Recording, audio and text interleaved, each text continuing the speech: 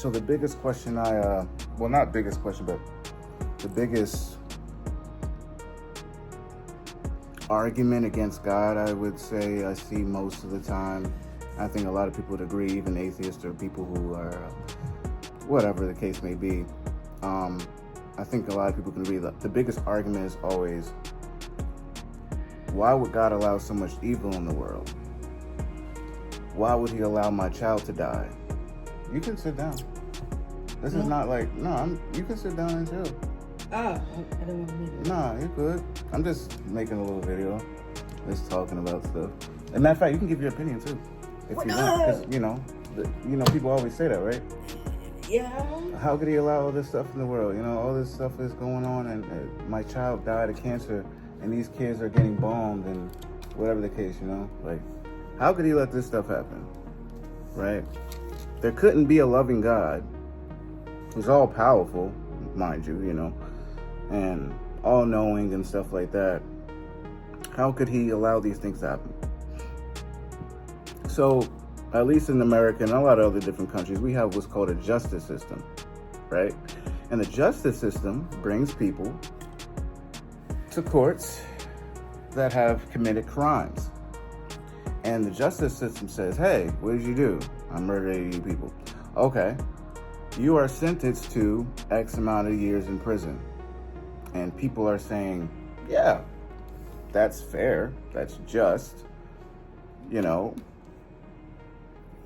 punishment fits the crime. Cool.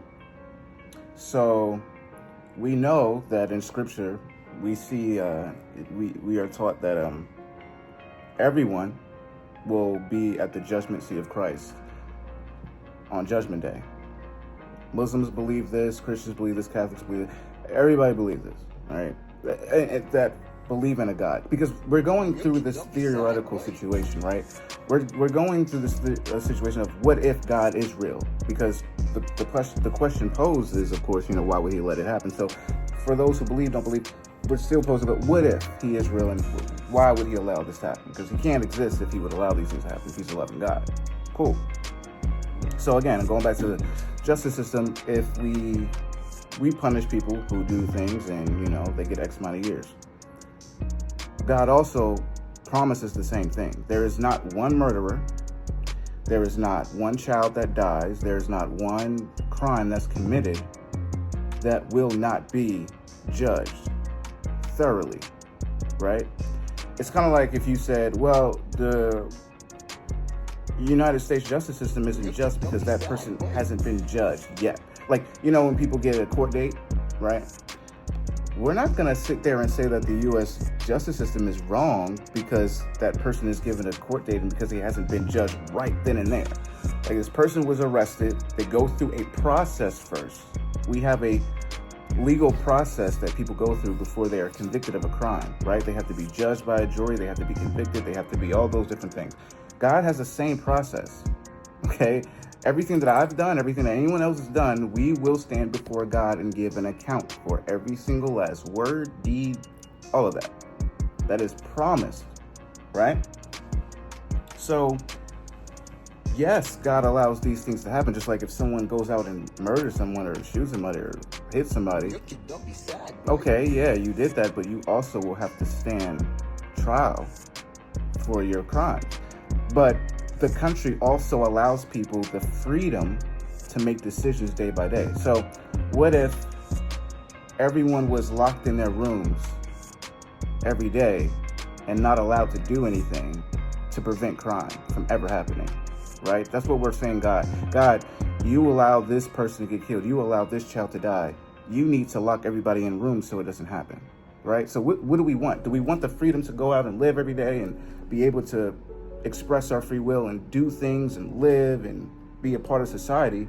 Or do we want to be locked in rooms all day? Do we want God to just allow good and don't allow any bad? And, what do we want? Because when we say that God is allowing these things to happen, there's actually a caveat in that. Because, yes, if you want to say God is unjust because he doesn't judge everyone at the split second that they commit an offense, fine, you can have that. But let's not make a mistake here and say that God is allowing it to happen without any justice, because we leave that part out. We say, okay, God, you're allowing this to happen. We stop there, right? We stop at God allowed XYZ to happen, period. No, there's a sentence that follows. God allowed XYZ to happen, and he will judge that action thoroughly on Judgment Day as he promised. It's a very simple answer to a very understandably complicated question. Why would he allow it to happen? He allows it to happen because he will thoroughly judge it, give justice for it, all of that good stuff. You know, it'll be taken care of. It's just not happening in a time I feel like people are comfortable in. You know, we don't want to wait for Judgment Day to see God's justice. We don't want to see that he's going to rectify all the wrongs that have ever been done. You know, we don't give him the opportunity to allow his due process, just like we allow the U.S. court system's due process. And we say, hey, that was just. I agree with the justice of this particular case. Ted Bundy was arrested, right? People aren't jumping the day that it happened. He's arrested.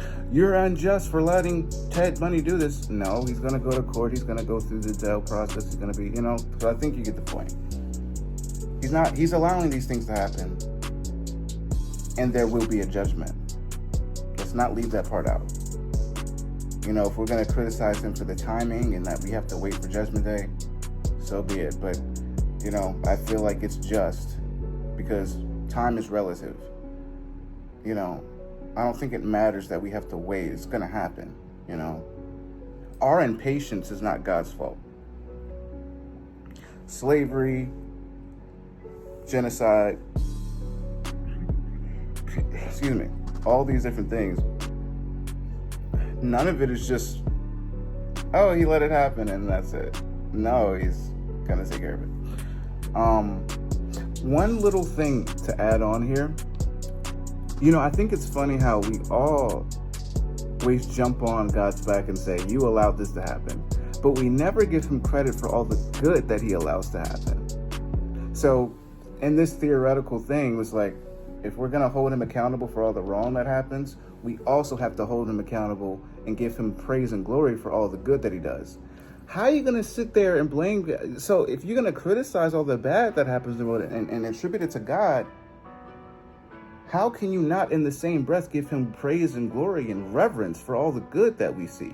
We see children being born into loving homes. We see animals being rescued by people who work in that field. We see all types of acts of charity that happen in the world. You know, we see the homeless being fed. We see people being brought in who have been in broken homes. We see all types of acts that are full of love and mercy and compassion. I mean, I remember watching this one video of this guy who forgave this woman who had murdered his brother or something. Again, I love you as a person. And I don't wish anything bad on you. And people mocked him and ridiculed him in the comments, saying, man, if that was mine, I would have never forgave Cud that murdered my kid. I mean, yeah, but that's still an amazing act of mercy. I mean, think about it. If you or I were taken from our place of living or whatever and judged for every wrong thing that we've done right now, it's like, all right, wherever you are in life right now, let's judge you for every wrong thing that you've ever done. I'm kind of deviating from the attributing all of the good things to God, just like we attribute all the bad for a second, just to deviate for a second. What if we stood trial right now for all the things that we've done wrong? It'd be just, right? All the secret things, all the things that nobody knows that we did. Every second that we are not judged right now for the things that we've done wrong is mercy. Think about that. It's mercy that nobody knows, that we have a chance to rectify, that we have a chance to repent, that we have a chance to, make it right. Because if we're attributing everything to God, that is something that God is literally giving. I mean, we have to think about this. He is in control of every aspect of life in this theoretical scenario of if he exists. That means that every second, every moment that we have to make things right in our life and the things that we've gotten away with for now, that's a mercy. So going back to attributing the good things to God, right? I remember that verse. He says, give to Caesar which is Caesar and give to God what is God. If you're going to give him the weight of all the bad that's ever happened, give him the weight of all the good that's ever happened as well. Real talk. And that's never mentioned in these conversations. It's never mentioned. Babe, what do you think? Yeah. I think you're right. I'm multitasking. I'm sorry. So, I don't know, man. Don't be sad, You know, boy. like, there's never a balance, bruh. We don't hold things into balance. If we are the judge, jury, and executioner when it comes to God's morality, we need to be fair. If we're gonna put him, you know, it's funny, C.S. Lewis wrote a book, God in the Dock. And there's people who have articulated these conversations, articulated these arguments, but we are so quick to use our feelings to make these cases and judgments in our head without, like, if you're gonna go there, really go there, you know? Don't make these empty statements without weighing all of this, the variables in the balance, bro.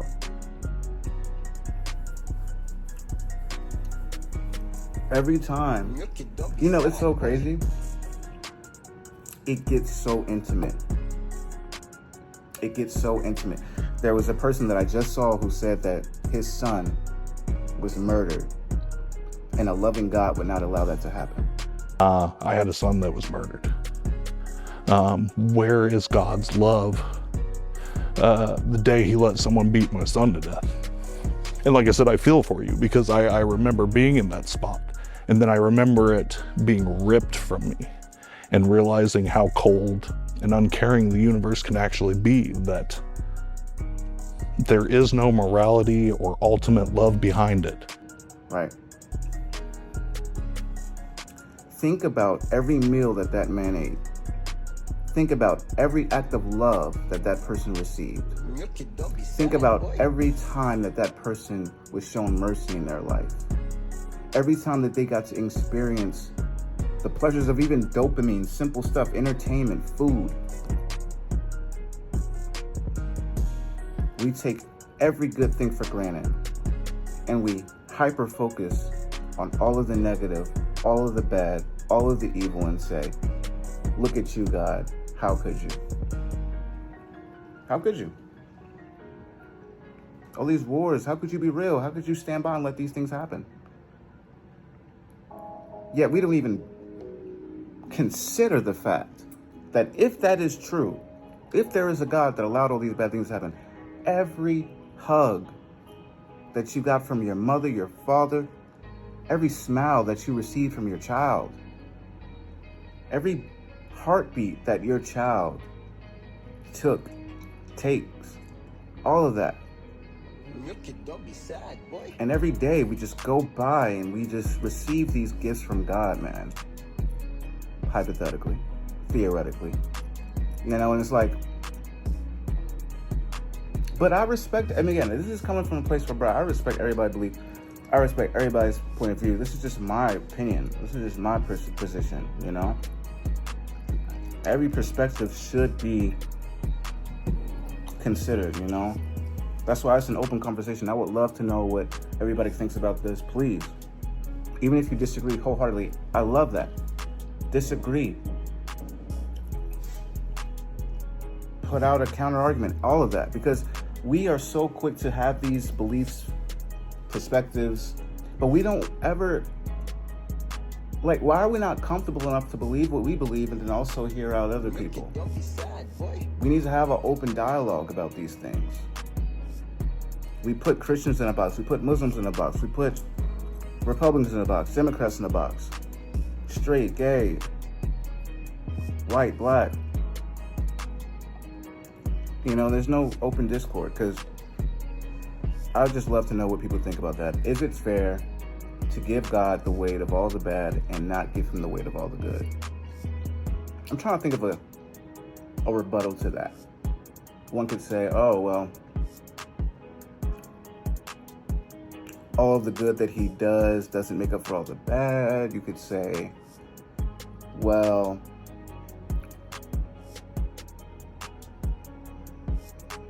you know, there's a lot of different takes you can take on that. And it's like, well, yeah, I mean, Look it, don't be sad, simply boy. to these 2 points, just to sum this up, is God allows all the evil in the world, and he will also judge everything. He says that multiple times in his word. I'm going to put it right down. Boom. He'll take care of it. Every injustice, every slave that was tortured, every child that's been molested, everything will be judged. Every word, every deed, you know, no one gets away with anything. So yes, he allows it to rectify it, to show his justice. I think the beauty of it is when we see this judgment take place, because everyone's going to see it. It's going to be before all. There's verses that say everything will be out in the open. Everything that was in the darkness will be brought to light, you know? How soon we forget that God has promised us divine justice, but also divine mercy. Because on one hand, you're going to see the wrath and very strict justice of God towards sin, but you will also see those who are humble enough to ask for mercy. You will see such horrible atrocities forgiven for the people who depended on mercy. Not on their own deeds, not on their own works, not on their own penance, not on any of that. It's going to be strictly mercy. Because mercy triumphs over judgment. I'll put that verse up too. Mercy triumphs over judgment. And so that's going to be interesting. It's going to be a beautiful picture when we see how every good act, every deed of light, every righteous deed, every act of kindness, every act of love, every act of mercy, when we see his fingerprint on every single last deed, every single last act of love that we've received and other people have received, and every kind word and every single last good thing that's ever been done on this planet, when we see him behind everything like that, when every single last one, our reverence for him is just, it's going to be like, oh my goodness. That wife that supported me for 50 years when I was paraplegic, when I had cancer, and I had all these different things, and all the people that showed me love, and he was behind it. All of that.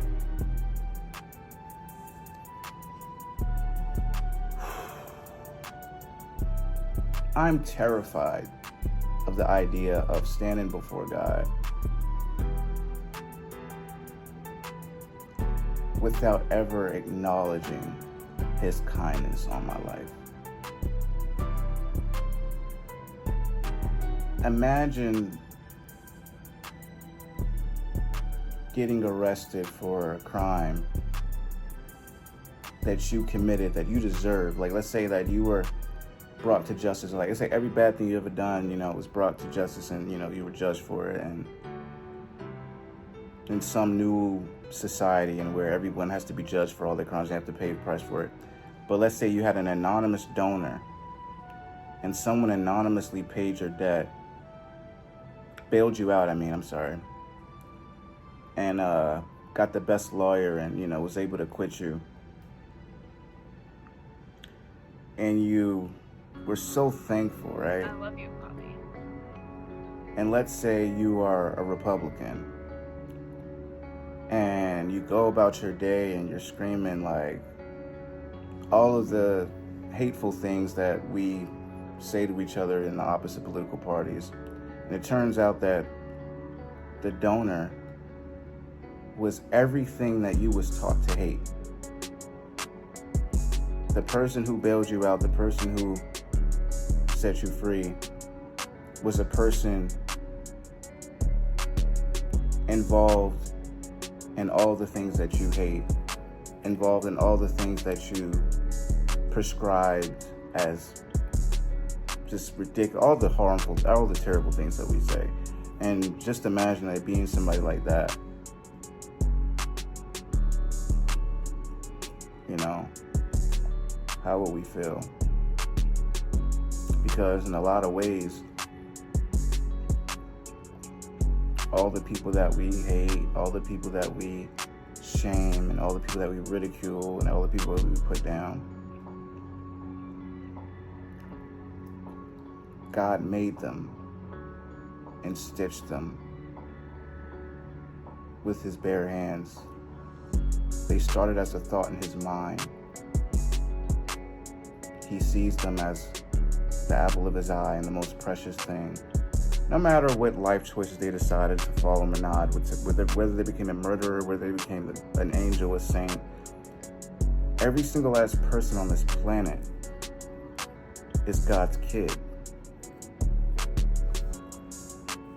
God loves them more than himself, as much as himself or more. And the things we say about each other, the things that we say about these people around us that God stitched with his hands, like, Judgment Day is terrifying because we have gotten to a level of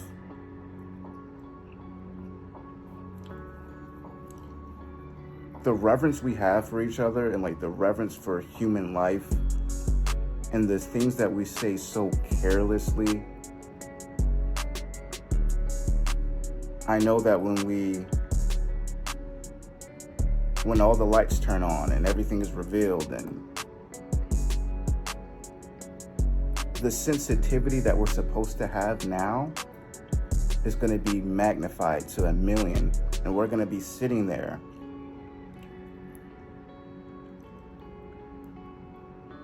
not able to even look in his direction, not even able to look at the presence of everything pure and holy. Like, it's going to be just a burning pain, you know, for anyone who isn't clothed with mercy.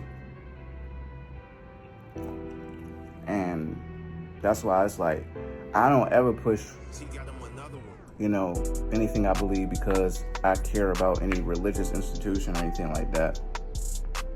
All the people that I've seen and read about who have near-death experiences, the things that they describe and the things that they see and the glimpses that we've been given to what Judgment Day is going to actually be like, bruh. I don't wish that on nobody. That's why I care. That's why we care. Anyone who follows, that's why people speak about these things, because, like, who wants to see anybody go through that?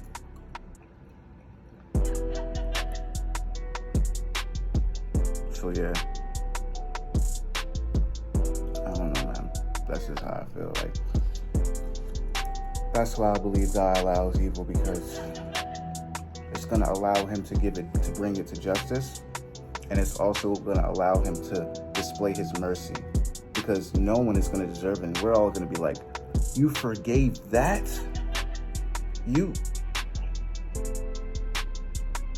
None of us deserve it. Like, we're all gonna be just like, like, what? No, okay, just don't even look at me. But it's like, wait, you forgave that? So it's gonna be a terrifying yet beautiful day. But yeah, that's why I believe he allows evil in the world. It's my 2 cents. Please, I'd love to know what you think about it, or why he does. We out.